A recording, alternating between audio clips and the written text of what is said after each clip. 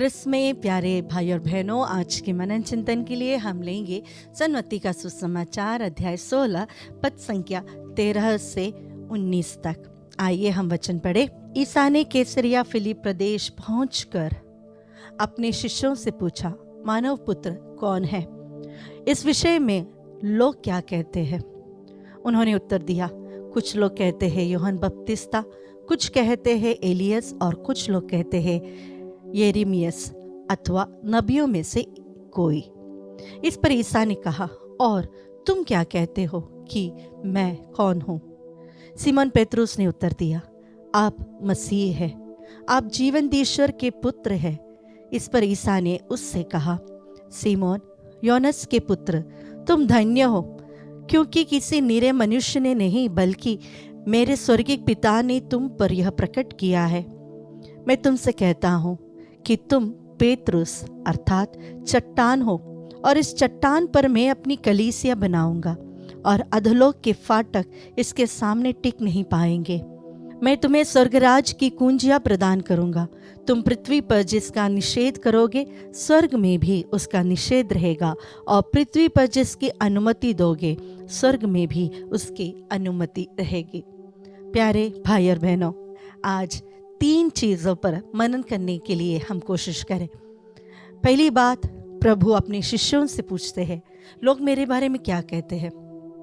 प्रभु की इच्छा थी जानने के लिए कि लोग उनके बारे में क्या कहते हैं। उसके बाद जब लोगों ने उत्तर दिया, तब प्रभु ने उनसे एक पर्सनलाइज्ड प्रश्न पूछा, और प्रश्न ऐसा था, मैं तुम्हारे लिए कौन हूं?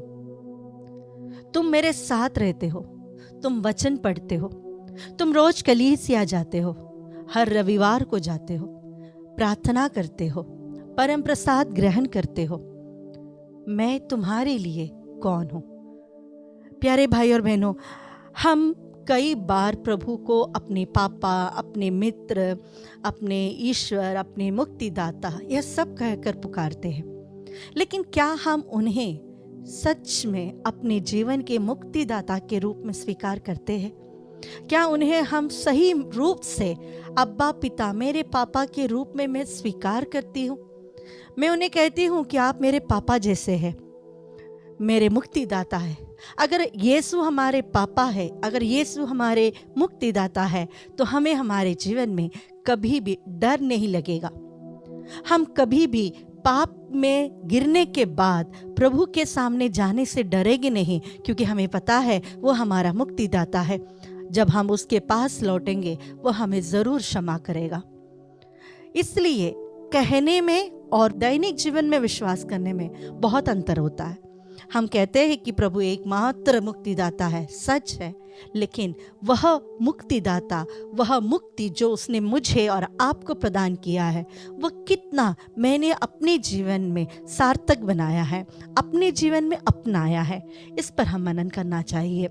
क्योंकि हमारे पास प्रभु है और हम उस प्रभु को आदर नहीं करते हैं, उसे स्वीकार नहीं करते हैं, उस पर भरोसा नहीं करते हैं, तो हमारा उन्हें स्वीकार करना या प्रभु कहकर बुलाना यह व्यर्थ होगा। दूसरी बात, प्रभु कहते हैं, पेतरुस तुम चट्टान हो, और इस चट्टान पर मैं अपनी कलीसिया बनाऊंगा। प्यारे भाई और बहनों, कैथोलिक चर्च इस चट्टान के ऊपर बनी है।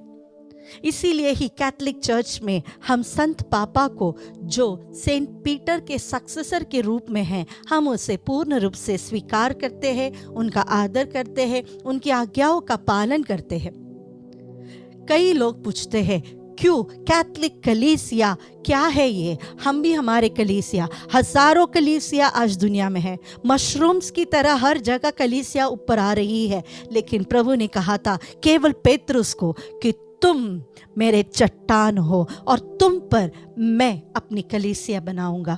जो लोग कैथोलिक कलीसिया को छोड़कर अन्य कलीसियाओं में जाते हैं, मैं कोई भी टिप्पणी आप पर नहीं करना चाहूँगी, लेकिन एक चीज़ ज़रूर हम सब मनन करना चाहिए कि अगर हम कैथोलिक कलीसिया में हैं, इस चट्टान पर बनी हुई प्रभु यीशु के द्वारा स्थापित कलीसिया हमारे साथ है, तो क्यों हम अन्य कलीसियाओं में जाए?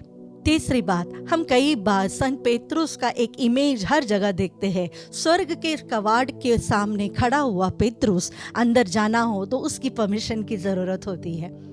प्रभु ने यह अधिकार उसे दिया है। कैथोलिक कलीसिया में सैक्रामेंट ऑफ रिकंसिलिएशन या पाप क्षमा करने का यह अधिकार हर पुरोहित को प्रभु ने इसके द्वारा दिया है। हम यही बात संत यूहन्ना के सुसमाचार अध्याय 20 में पुनः पढ़ते हैं, जहाँ पर प्रभु स्पष्ट रूप से कहते हैं कि जिनके पाप तुम क्षमा करोगे वह क्षमा होगा, जिनके पाप तुम क्षमा नहीं करोगे वह क्षमा नहीं होगा। यहाँ पर प्रभु कहते हैं कि मैं तुम्हें स्वर्ग की कुंजियां दे रहा हूँ, तुम जो चाहोगे वही वहां पर होगा। ये अंदर आना है तो आएगा, ये अंदर नहीं आना है तो नहीं आएगा। संत पापा जो संत पेतरुस के उत्तराधिकारी है, सक्सेसर है, उन्हें यह अधिकार मिला है। तो आइए आज के इस पाठ को जब हम मनन करें, 3 चीजों पर मनन करें। मेरे लिए प्रभु यीशु कौन है? सिर्फ शब्दों में नहीं, मेरे विश्वास में, मेरे व्यक्तिगत जीवन में प्रभु मेरे लिए कौन है। दूसरी बात, मैं किस कलीसिया से जुड़ा हूं या जुड़ी हूं? क्या मैं इस चट्टान को जिसे प्रभु ने स्थापित किया है उस चट्टान से जुड़ी हूं? और तीसरी बात, क्या मेरे जीवन में मैं अगर एक कैथोलिक हूँ, विश्वास करती हूँ, क्या मैं कलीसिया में जाती हूँ, क्या मैं पाप स्वीकार का संस्कार स्वीकार करती हूँ या नहीं?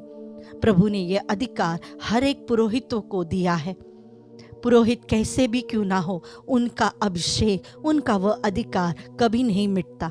हम पुरोहितों की गलतियां को गिनती करते हैं, लेकिन एक बात जरूर याद रखना, उनकी कमियों से कई अधिक है प्रभु की कृपा, प्रभु का आशीष, पवित्र आत्मा का अभिषेक जो उनमें है, और जो कोई भी पाप या कोई भी घटना या कोई भी अशुद्धि या कोई भी अपवित्रता या कोई भी इंसान मिटा नहीं सकता।